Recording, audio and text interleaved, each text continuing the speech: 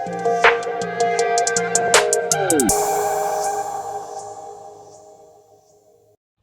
دوستان، امیدوارم که حالتون عالی باشه. به چنل من خوش اومدین.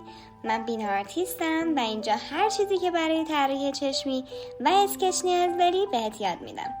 پس اگه به طراحی علاقه داری منو سابسکرایب کن، نظراتتو برام بگو و بگو دوست داری که چه چیزایی رو یاد بگیری تا توی ویدیوهای بعدی برات درستش کنم. بزن بریم.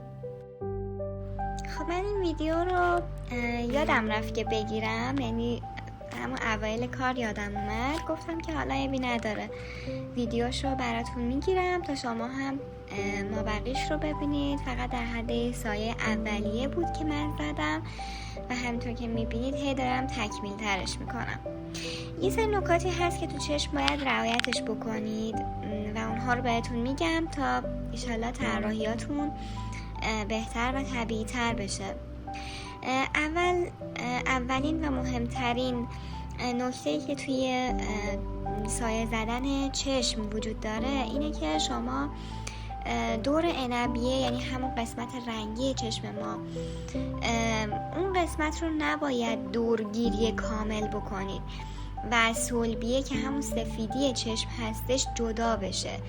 شما باید اطراف اون عنبیه رو محوش بکنید تا اینکه با اون صلبیه تقریبا یک دست باشن که حس جدایی کامل رو به ما ندن. دومین نکته‌ای که وجود داره اینه که خب صلبیه چشم، همون سفیدی چشم، خب رنگش سفیده.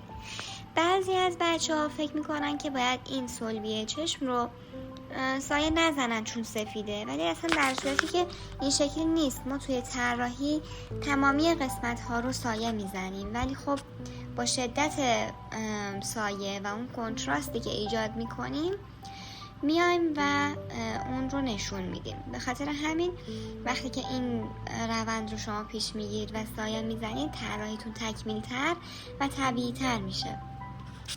نکته سوم اینه که داخل صلبیه چشم ما گفتیم سایه میزنیم.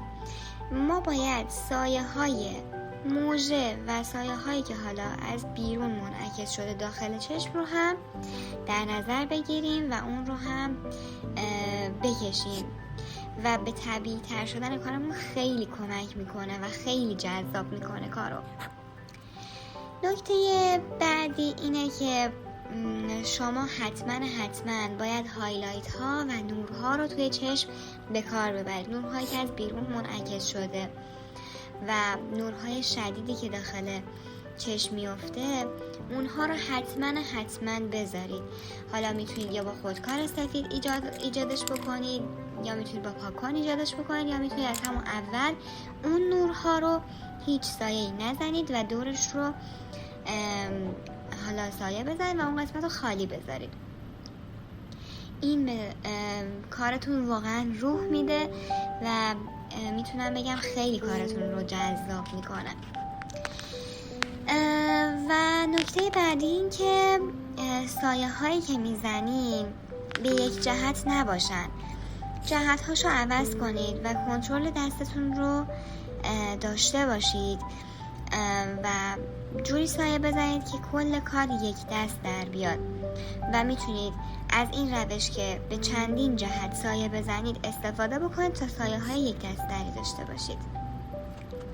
و نکته آخری که میخوام توی این ویدیو بهتون بگم اینه که ابروها و مژه ها رو سعی کنید روی یک کاغذ دیگه تارهای ابرو و تارهای مژه رو تمرین بکنید، خطوط دو سره ها رو بکشید تا اینکه وقتی که روی اون طراحیتون حالا میخواید ایجادش بکنید یه کار خیلی خوبی در بیاد. و همین دیگه، بقیه‌شو میسپارم به خودتون. ویدیو رو نگاه بکنید، نظراتتون رو برام کامنت بکنید. تازه پیج رو شروع کردم و چنل رو زدم. ممنون میشم ازم حمایت بکنید و خیلی ممنونم.